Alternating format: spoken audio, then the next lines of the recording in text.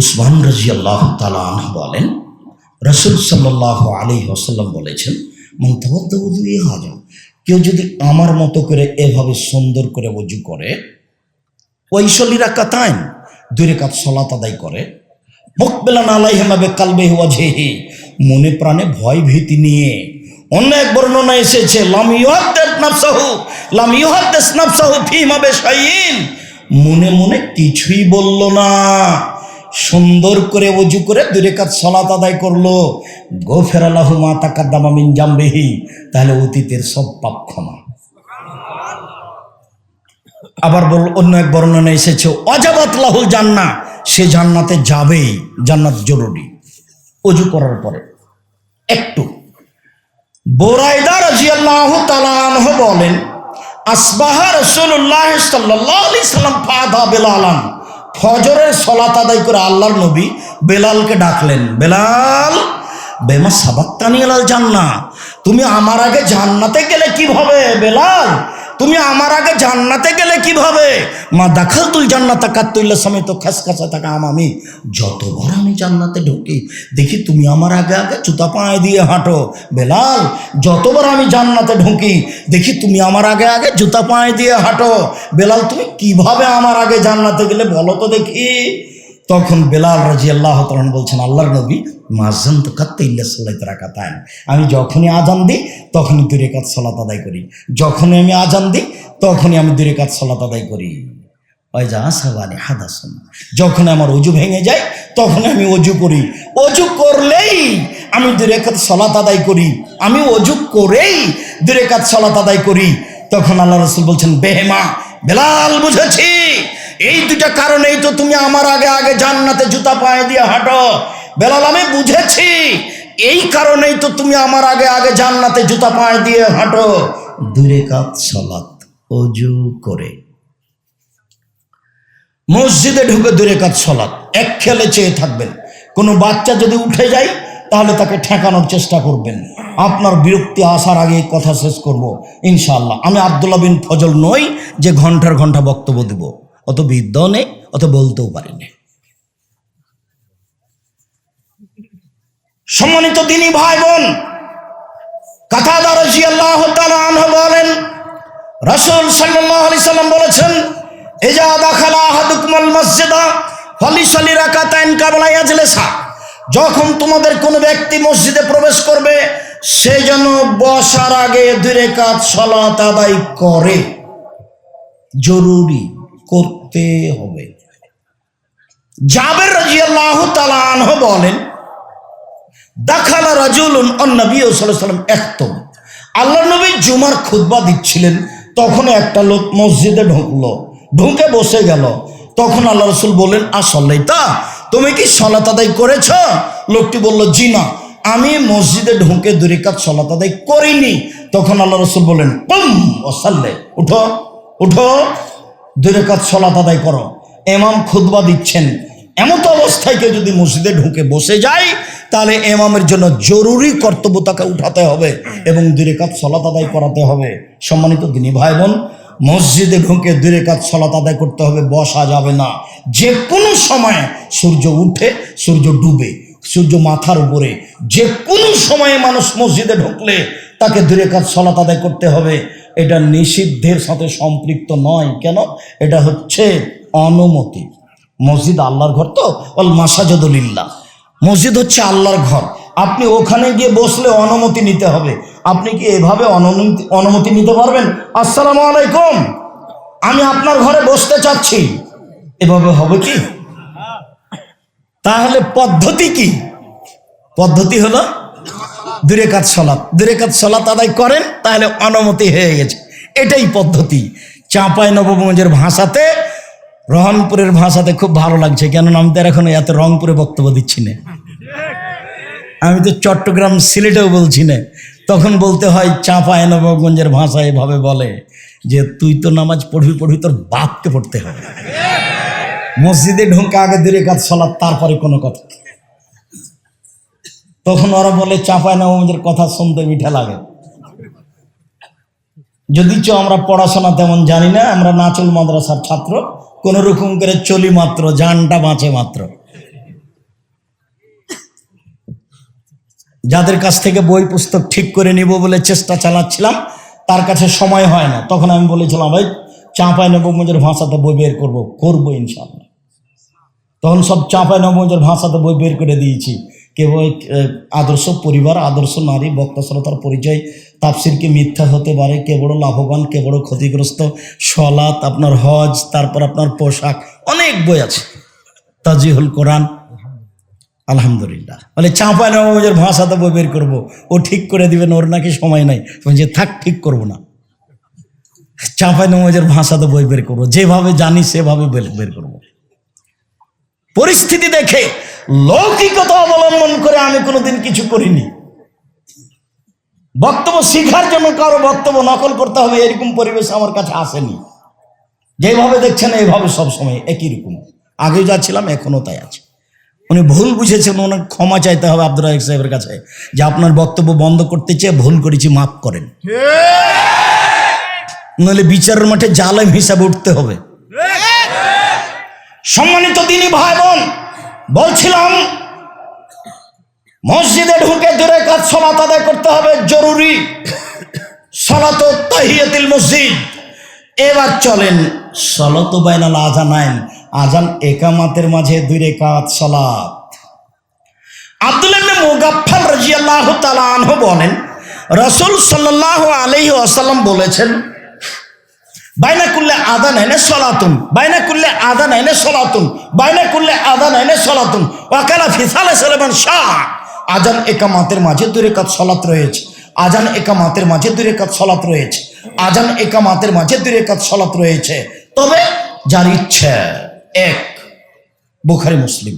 2, আবার ওই হাদিসে চলেন, বেলাল তুমি আমার আগে জান্নাতে গেলে কিভাবে, একটু বলো তো বেলাল।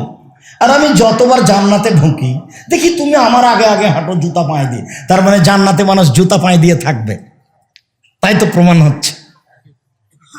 সেই জুতা কেমন, এটা নাও হতে পারে, জুতা পায়ে দিয়ে থাকবে। বলো তো বেলাল, তুমি আমার আগে জুতা পায়ে দিয়ে হাঁটো, কি করো তুমি? আল্লাহ রসুল গায়েব জানতেন না। এই ছেলে, আল্লাহ রসুল গায়েব জানতেন না, সেই জন্য তো বলছেন।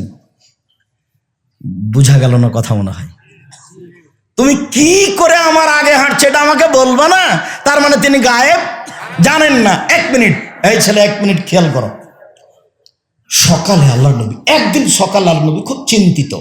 তো উম্মু সালমা রাদিয়াল্লাহু তাআলা বলছেন, আপনি চিন্তিত কেন, কি হয়েছে?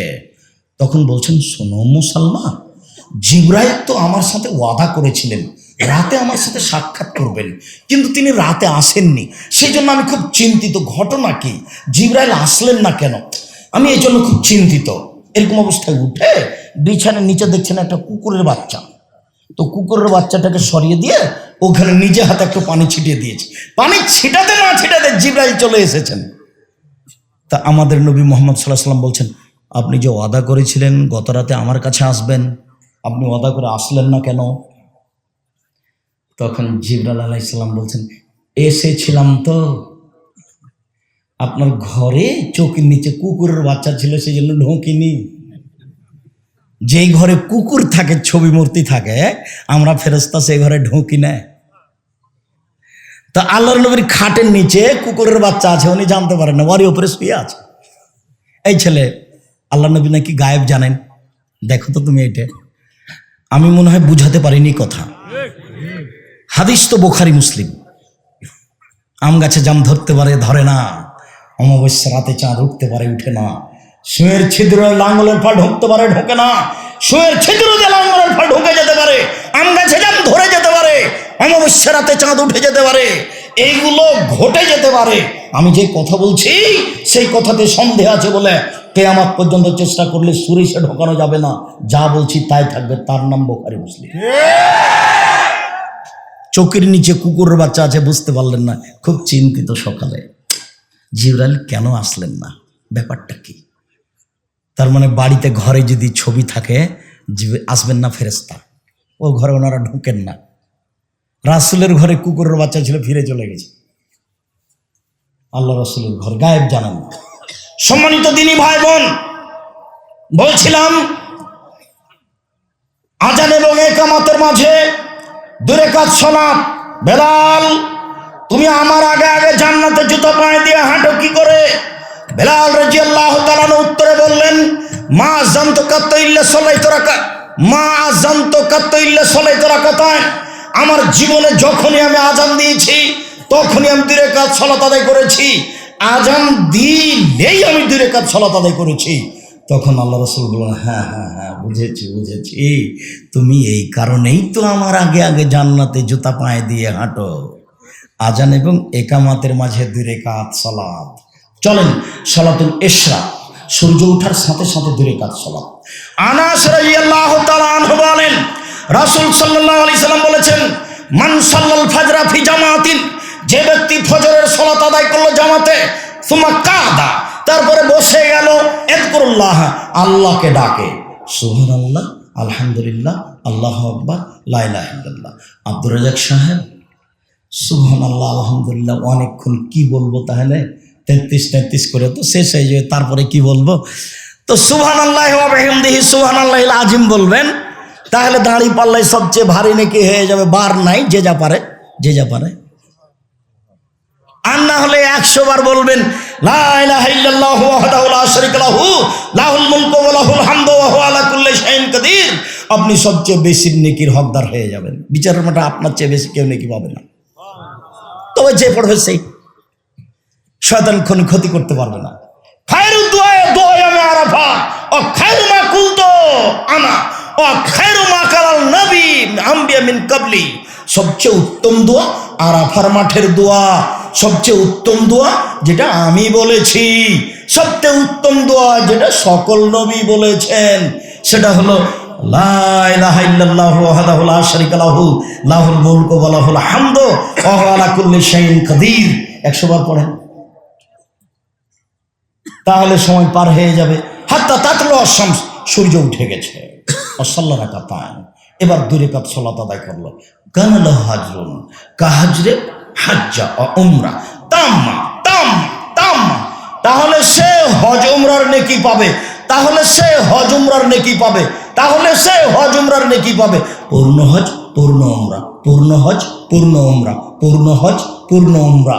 ফজরের সালাত আদায় জামাতে করে মসজিদে বসে থেকে থেকে সূর্য উঠে গেলে 2 রাকাত সালাত আদায় করলে এত নেকি হবে।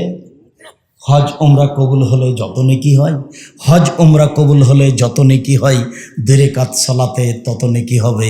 এর নাম সালাতুল ইশরাক। সালাতুল জোহা লম্বা কথা আছে, চাস্তের সালাত।